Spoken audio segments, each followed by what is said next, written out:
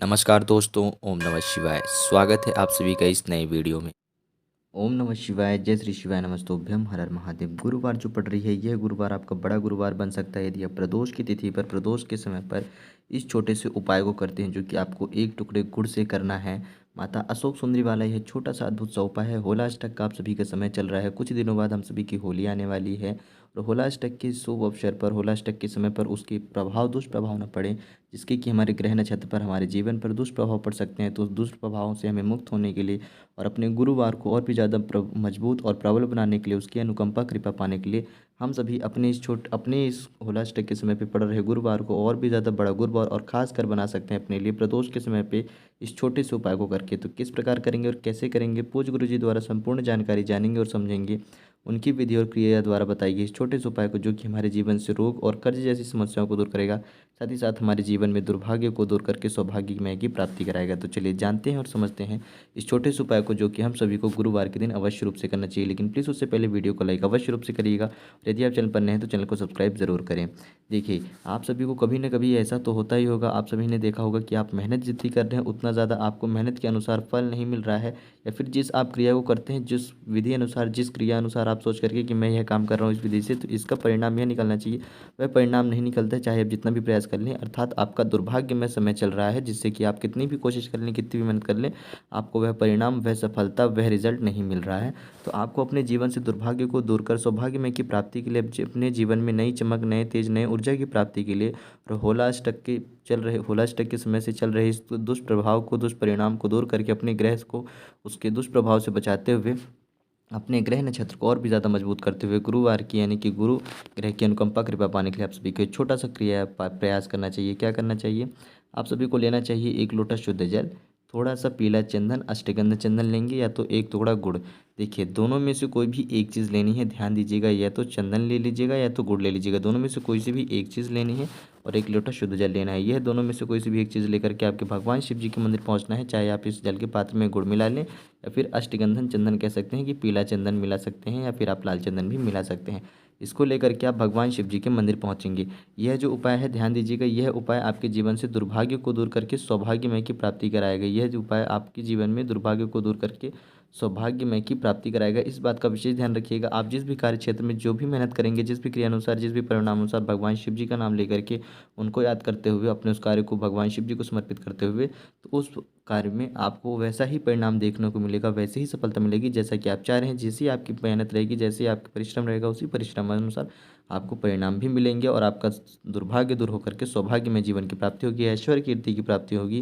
तो आपको क्या करना है कि यह गुड़ मिश्रित जल, जो जल है, या फिर कहें कि चंदन मिश्रित जल है, यह माता अशोक सुंदरी वाले स्थान से आप समर्पित करना प्रारंभ करेंगे। देखिए कैसे करेंगे। यहाँ से जल समर्पित करना प्रारंभ कर रहे हैं आप, ऐसे जल आ रहा है।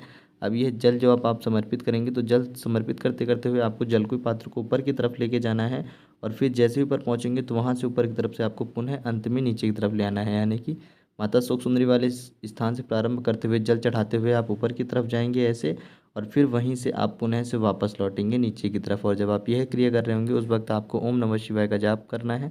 और जाप कर देने के बाद माता अशोक सुंदरी जी से नाम लेकर के, उनको मन में याद करते हुए, प्रार्थना अर्चना करते हुए, अपने गुरु ग्रह को मजबूत करते हुए, साथ ही साथ अपने जीवन से सभी प्रकार के रोग, दोष और क्षय और ईर्ष्या कपट को दूर करते हुए, अपने जीवन में दुर्भाग्य को दूर करते हुए सौभाग्यमय की प्राप्ति के लिए आप माता अशोक सुंदरी जी से प्रार्थना अर्चना करेंगे। और यदि कोई विशेष या महत्वपूर्ण कार्य आप प्रारंभ करना चाह रहे हैं, तो उसके लिए भी आप माता अशोक सुंदरी जी को अवश्य रूप से याद करेंगे, उनसे प्रार्थना अर्चना विनती करेंगे, जो कि आपके जीवन को दुर्भाग्य से दूर कर सौभाग्यमय की प्राप्ति कराएगा। आपके जीवन से आपके सभी दोषों को दूर करेगा, सभी प्रकार के कष्टों से, बाधाओं से मुक्त रखेगा और आपके गृह ग्रह को और भी मजबूत बनाएगा।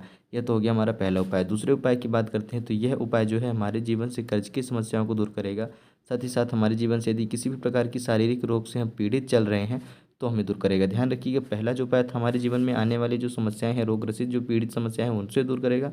और अभी यदि हम किसी भी रोग ग्रसित समस्याओं से पीड़ित हैं, तो यह उनको दूर करेगा, उनको क्षय करेगा, उनके लिए यह उपाय कारगर सिद्ध होगा। तो हमें क्या करना है? दूसरा उपाय, इस उपाय को भी हम सुबह से लेकर के संध्या तक में कर सकते हैं। पहले उपाय को भी हम सुबह से लेकर के शाम तक के मध्यकाल में कभी भी कर सकते थे। इस उपाय में हम क्या करेंगे कि स्टील के पात्र में थोड़ा सा जल लेंगे और एक छोटी सी कटोरी में कच्चा दूध ले लेंगे। यह कच्चा दूध हमको इसी जल के पात्र में मिला लेना है। कितना जल का मिला कितना कच्चा दूध मिलाएंगे, तो देखिए जितनी भी आपके पास उपलब्ध हो सके, 1 चम्मच 2 चम्मच 1 कटोरी आधा कटोरी, जितना भी दूध उपलब्ध हो सके आपको उतना दूध ले लेना है एक स्टील की लोटे में, और बाकी बचे हुए शेष में आपको जल मिला देना है। कच्चे दूध मिश्रित जल लेकर के जाएंगे अपने घर के किसी भी नज़दीकी शमी पत्र के वृक्ष के समक्ष, या फिर आपने घर में लगा रखा है तो वहीं पर पहुंचेंगे, और यह कच्चे दूध मिश्रित जल आप भगवान शिव जी का नाम लेते हुए शमी पत्र में समर्पित करेंगे, कुंदकेश्वर महादेव जी का नाम लेकर के समर्पित करेंगे। यदि आपको लगता है कि आपके जीवन में रोग ग्रसित कोई समस्याएं हैं, कोई भी पीड़ा या कोई भी कष्ट है किसी भी व्यक्ति को है, उसके लिए आप यह उपाय कर रहे हैं, तो उस व्यक्ति का नाम लेंगे और कुंदकेश्वर महादेव जी का नाम लेते हुए संपूर्ण जल समर्पित करेंगे। यदि आपको लगता है कि मेरे जीवन में धन से जुड़ी हुई समस्याएं चल रही, कर्ज से जुड़ी हुई समस्याएं चल रही हैं, आर्थिक समस्याएं चल रही हैं, गुरु ग्रह के हमारे जीवन में दोष चल रहे हैं, तो आप अवतुधेश्वर महादेव जी का नाम लेकर के संपूर्ण जल समर्पित करेंगे। ध्यान दीजिएगा, रोग के लिए समस्या से यदि कोई पीड़ित हो, कोई इच्छा मनोकामना हो, या कोई व्यक्ति बीमार चल रहा है जिसकी दवाई वगैरह चल रही है, वह अस्पताल में है, डॉक्टर के पास है, एडमिट है, तो आप उसके लिए भी प्रार्थना याचना कर सकते हैं कुंदकेश्वर महादेव जी का नाम लेकर के, कि जल्द से जल्द उसके रोगों का क्षय हो और वह जल्द से जल्द ठीक होकर के घर में आ जाए, वापस से तंदुरुस्त और तरोताजा हो जाए। यदि किसी व्यक्ति को धन से जुड़ी हुई कोई समस्या, परेशानी या अड़चन का सामना करना पड़ रहा है, तो वह अवधूतेश्वर महादेव जी का नाम लेते हुए कच्चा दूध मिश्रित जल शमी पत्र के पेड़ के वृक्ष के नीचे समर्पित कर देगा। केवल यह 2 क्रियाएं करनी है, जो कि हमारे गुरु ग्रह को मजबूत बनाता है, हमारे जीवन को उत्तम बनाता है, हमारे सौभाग्य को वो तेजी करता है, उन्नति देता है, दुर्भाग्य को हमारे जीवन से दूर करता है, कर्ज से जुड़ी हुई समस्याओं को दूर करता है, और गुरु ग्रह की अनुकंपा कृपा से भगवान वासुदेव की भी अनुकंपा कृपा बनी रहती है। तो कैसे हम इस गुरुवार के दिन को और भी ज़्यादा बड़ा बना सकते हैं, केवल और केवल प्रदोष के समय पर ये छोटे से उपाय को करके, प्रदोष के समय पर जो हम ये उपाय करेंगे, ये हमारे गुरु ग्रह को मजबूत करेगा, हमारी इच्छाओं मनोकामनाओं को परिपूर्ण करेगा, जो कि माता सुख सुंदरी वाला यह छोटा सा उपाय था, और 1 टुकड़े गुड़ और कुछ विशेष चीज़ों से करना था। तो संपूर्ण जानकारी जानिए और समझिए हम सभी ने पूज्य गुरुदेव की अनुकंपा और कृपा से। तो उम्मीद करता हूँ कि आप सभी समझ गए होंगे कि इस उपाय को कैसे करना है और किस प्रकार करना है, हम सभी के आ रही इस छोटे से गुरुवार के दिन को बड़ा बनाने के लिए, विशेष में बनाने के लिए। तो उम्मीद करता हूँ आप सभी समझ गए हैं। यदि फिर भी कुछ प्रश्न हो तो अवश्य पूछिएगा। जय श्री शिवाय, नमस्तुभ्यम, हर हर महादेव, ओम नमः शिवाय।